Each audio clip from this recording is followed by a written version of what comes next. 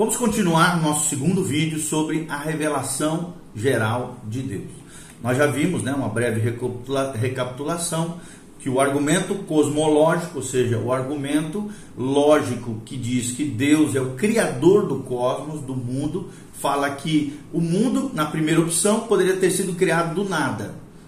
E o efeito dessa causa, que se chama nada, seria a criação do mundo. É o que pensam os cientistas, os ateus, os agnósticos acreditam nesse sentido. O segundo é que a causa primária seja alguém ou algo eterno, que gerou o mundo, ou seja, o cosmos, como seu efeito. Ou seja, a matéria é eterna, o acaso seria eterno e Deus seria eterno. Ou seja, nós estamos falando do Deus da Bíblia, um ser eterno, o criador de todas as coisas, a causa primeira que criou o mundo conhecido. Então, vamos falar mais um pouquinho sobre esses assuntos, da revelação de Deus aos homens. Estamos baseados em Deuteronômio 29, onde a Bíblia diz que o oculto pertence a Deus, mas as coisas reveladas pertencem a nós e aos nossos filhos. Estamos baseados também no Salmo 19, de 1 a 2, a Bíblia diz: os céus proclamam a glória de Deus e o firmamento anuncia as obras das suas mãos. Um dia discursa a outro dia, uma noite revela conhecimento a outra noite. Não há linguagem, não há palavras e deles não se ouve nenhum som. No entanto, por toda a terra, no versículo 4, se faz ouvir a sua voz e as suas palavras até os confins do mundo. Vamos falar um pouquinho sobre isso. Pela ordem do universo, qual é a afirmação que nós temos com relação a isso? O propósito, a ordem e a composição do que vemos no mundo necessita de um planejador. É a teoria também de um designer inteligente, de um desenhista inteligente, o Deus criador da Bíblia, é claro. A apresentação mais popular desse argumento teleológico encontra-se no livro Natural Theology, de William Paley. Ele inclui a sua famosa ilustração de que um relógio, para ser formado, exige um relojoeiro. Do mesmo modo, a formação do mundo necessita que alguém o tenha planejado. Quem é esse alguém? O Deus da Bíblia. Qual é a argumentação em cima disso? Para ser mais eficaz, o argumento teleológico deveria abordar os aspectos mais gerais da formação da natureza, em vez de olhar apenas para os seus detalhes. Podemos usar também a ilustração de Oliver Buswell, quando ele diz que o fato de não existirem dois flocos de neves iguais é uma evidência muito menor do propósito e do plano estabelecido por Deus para o mundo do que a importante posição de que a neve possui no ciclo das estações e a provisão para umedecer a terra. A neve foi feita com um propósito. Qual o propósito? Umedecer a terra. São flocos de água congelada no estado ali sólido. Além disso, alguns dos detalhes específicos da natureza não fazem sentido para nós, muitas vezes por causa da operação do maligno sobre ela.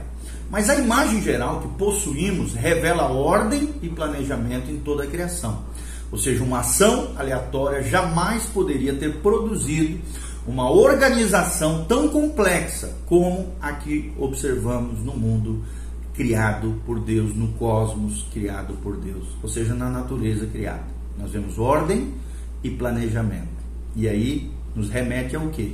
A um Deus criador, a um designer inteligente, a teoria da criação ou criacionismo, ok? O que as escrituras falam sobre isso? Como nós lemos aqui, o Salmo 19:2 declara que o mundo é a evidência do conhecimento do Criador. Quando os habitantes de Listra, por exemplo, aquela cidade onde estavam prestes a oferecer sacrifícios a Paulo e a Barnabé por pensarem que eram deuses, Paulo os proibiu, usando esse argumento teleológico da existência do Deus verdadeiro, conforme nós vemos o relato lá em Atos 14, de 15 a 18. Ou seja, Paulo usou esse argumento teleológico para pregar sobre esse Deus verdadeiro.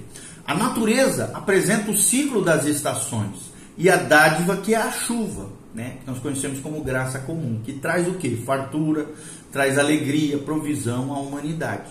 Essa ordem natural das coisas serve como testemunha da existência do Deus vivo e verdadeiro, foi o que afirmou Paulo na cidade de Listra, quando pregava o evangelho àquelas pessoas. Terceira coisa muito importante, né? Além da ordem do universo, outro argumento muito importante da revelação de Deus geral aos homens é a criação do próprio homem. E o que nós temos como afirmação? Primeira pergunta: como é que pode o homem, um ser moral, inteligente, vivo, ser explicado a parte de um Deus moral, inteligente e vivo? É a pergunta que nós fazemos. E qual é a argumentação para isso? Primeiro, o argumento chamado argumento antropológico. Antropos, homem, lógico, ciência, estudo. Ou seja, da existência de Deus. Dentro desse argumento antropológico, a existência de Deus acaba por dividir-se de várias maneiras. Boswell, né, esse teórico cristão, por exemplo, distingue o argumento antropológico, primeiro, que Deus criou o homem à sua imagem, do argumento moral, que é como surgiram as ideias de certo e errado. Daley Moody, por exemplo, divide esse argumento básico em 4 partes. Primeiro, o argumento moral. Segundo, a existência da mente. Terceiro, o ser completo, ou seja, um ser que tem corpo, alma e espírito. E quarto, a consciência religiosa de todos os homens. Todos os homens têm uma percepção quanto à espiritualidade, uma espécie de consciência religiosa. E para nós, né, aqui, essas divisões são apenas aspectos, é claro, de argumentos antropológicos básicos, pois todos concentram-se no homem. Portanto, independente da faceta da existência do homem ou da experiência enfatizada, seja moralidade, seja inteligência, seja emoções, seja consciência religiosa, todas continuam sendo um aspecto da vida humana e pertencem ao argumento antropológico. As diversas facetas do homem, todas elas em conjunto, exigem algumas explicações sobre a sua origem. Todas corroboram para provar a existência de um ser moral, inteligente e vivo, o qual poderia ter gerado o homem. Quem é esse ser? Deus.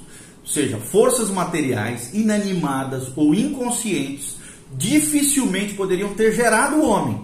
A evolução não pode produzir uma alma humana, por exemplo. A consciência, os instintos religiosos, as afeições religiosas, como chamam alguns filósofos, né? Os ídolos inanimados não são capazes de criar vida. Mas pelas Escrituras nós sabemos que Deus é capaz de criar, gerar e renovar a vida humana.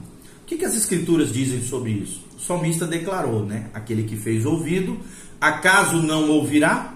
E o que formou os olhos, será que não enxerga? Está lá no Salmo 94, versículo 9. Em outras palavras, as criaturas vivas e inteligentes atestam a existência de um Criador vivo e inteligente. Quem é esse Criador? O Deus Criador dos céus e da terra. Paulo usou também o mesmo argumento no Areópago, quando estava pregando no Areópago, que era uma espécie de auditório para se falar pensamentos novos, ideias novas aos gregos. Se nós somos geração de Deus, ele argumenta então, né, Paulo falando, então Deus não pode ser como um ídolo de ouro ou de prata formado pela sua criação. É o que Paulo argumenta em Atos 17, de 28 a 29. Então é necessário que Deus, assim como a sua geração, seja um ser vivo e um ser inteligente. Ok? Então esses são argumentos muito importantes para que possamos compreender esse Deus extraordinário e a sua revelação aos homens. Outra coisa muito importante, quarto argumento com relação à revelação geral de Deus. Deus se revela pelo seu próprio ser, ou seja, o que os especialistas, os teólogos chamam de argumento ontológico, ou seja, o argumento baseado no estudo do ser de Deus. Foi apresentado de várias formas por Anselmo, por Descartes, por vários pensadores e até aceito por grandes filósofos como Friedrich Hegel, mas rejeitado por outros, como por exemplo Immanuel Kant, né? Ou seja, a afirmação que nós damos diante dessa revelação geral de Deus pelo seu próprio ser. O argumento é este: temos uma ideia de um ser mais perfeito que nós. Segundo, a ideia de um ser mais perfeito inclui a existência, pois um ser que é perfeito, mas não existem, não seria tão perfeito quanto um ser que existe. Ou seja, Deus, que é um ser perfeito, existe. Portanto, já que a ideia da existência está contida na concepção desse ser mais perfeito, esse ser mais perfeito deve existir. Ok? Essas são as afirmações, as preposições, né, para que nós possamos argumentar com relação ao próprio ser de Deus como um argumento ontológico. Qual é a discussão em termos nesse sentido? Apesar desse argumento ser dedutivo, existe um argumento indutivo com relação a isso? De onde vem a ideia de Deus? É a pergunta que nós fazemos. E a resposta é que nem todas as ideias que as pessoas possuem correspondem a uma realidade ontológica, ou seja, uma realidade do próprio ser, desse ser divino, perfeito, criador, eterno, que é o Deus da Bíblia. Mas as ideias têm causas e precisam ser comprovadas. Sabemos que existe a ideia de um coelhinho da Páscoa, mas isso não prova a realidade dessa ideia. De modo similar, a ideia de Deus existe. E como é que ela pode ser comprovada?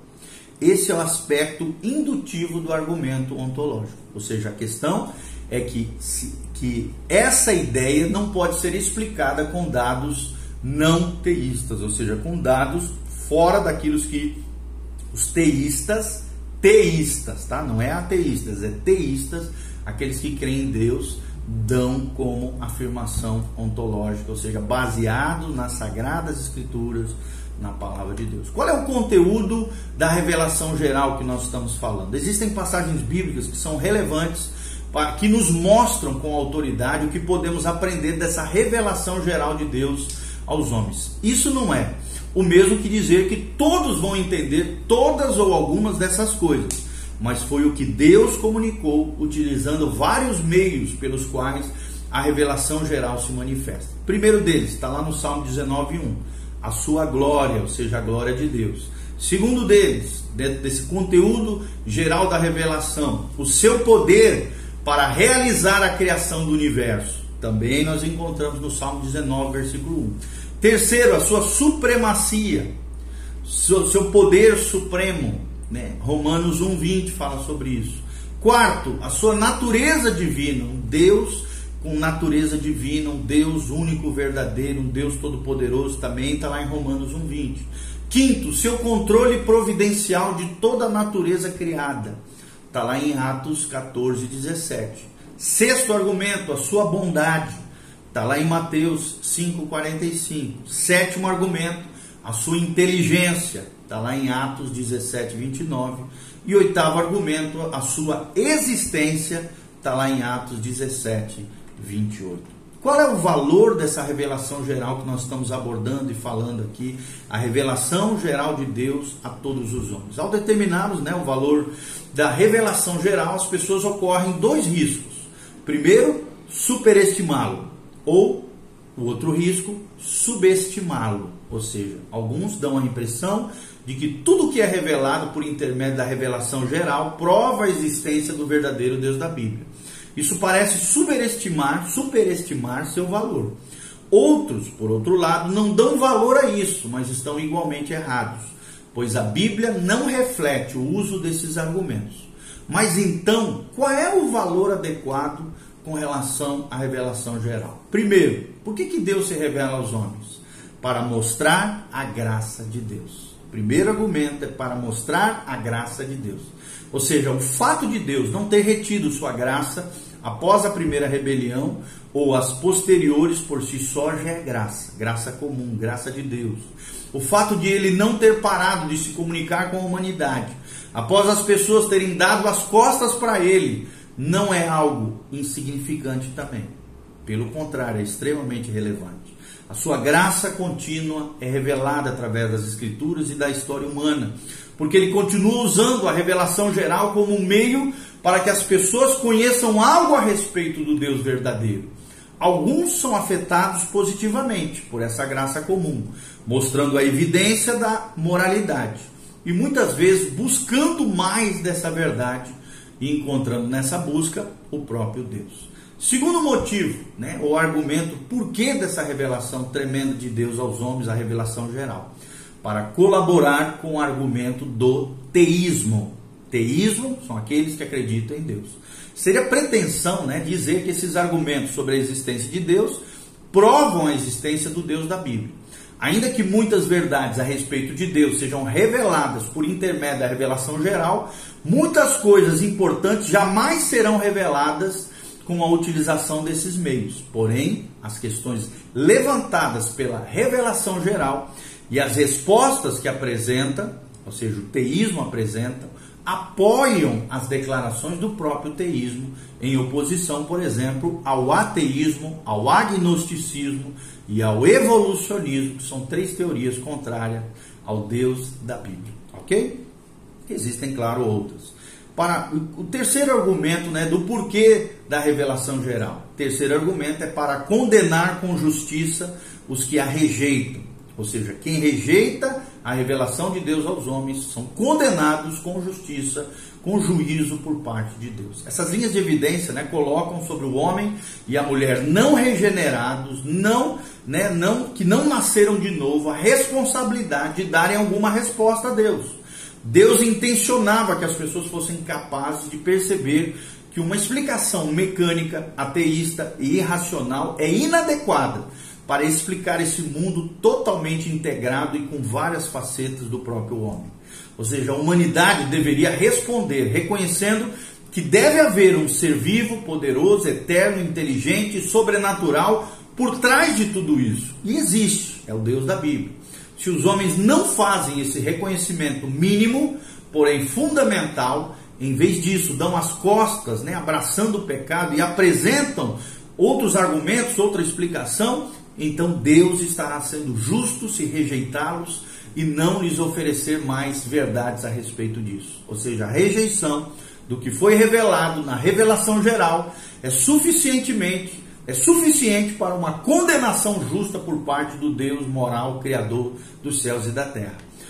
Contudo, claro, isso não explica que a aceitação da revelação geral é suficiente para garantir a salvação eterna. Isso não acontece simplesmente porque não há revelação da morte sacrificial do Filho de Deus.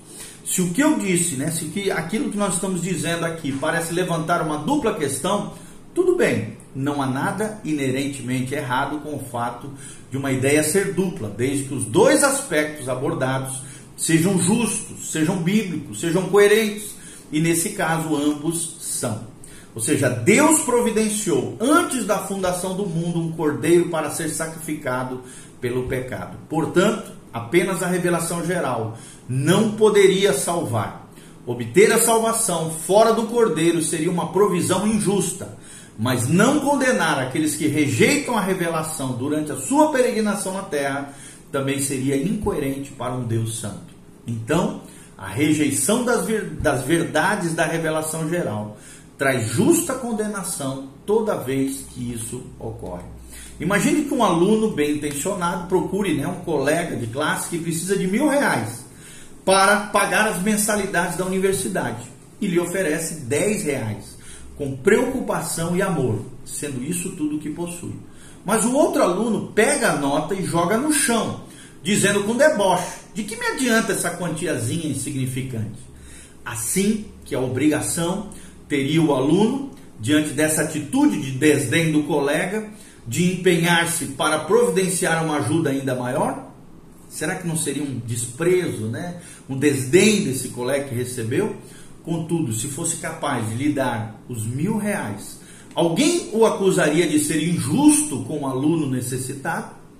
Ou seja, aceitar a oferta de R$10 não salvará a pessoa que precisa de R$1.000, mas rejeitá-la o condenará.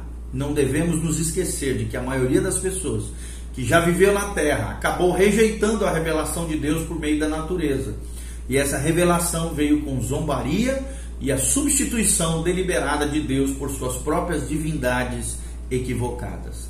Então acabaram condenando a si mesmas, e quando Deus as rejeitar, o fará de maneira justa, porque Deus é justo. Ok? Então aqui nós abordamos a revelação geral. Que Deus abençoe a sua vida, o seu coração. Crê em Deus, no Deus da Bíblia, no Deus da palavra, no Deus de aliança, no Deus de promessa. E cada dia mais mergulhe nas Escrituras, porque Deus quer revelar coisas novas para mim e para você. Que Deus te abençoe, faça seus comentários, dê um joinha. Que a graça e a paz de Jesus esteja com você, com a sua casa, sua família. Amém e amém.